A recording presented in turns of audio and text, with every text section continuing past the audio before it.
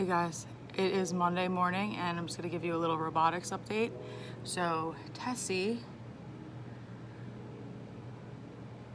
is not behaving the way I programmed her to, which means there's a critical error in my engineering. Here she is right now. You'll notice I dismantled her. I took the brick off of the top and double checked all of my sensors and motors and all the connections. I checked the gear system. I'm sussing this gear system right now. I think that may be why it's not functioning properly right now. The problem is when she senses an object, she'll beep, but then she won't do the K-turn like she's supposed to. So I am rebuilding the entire thing.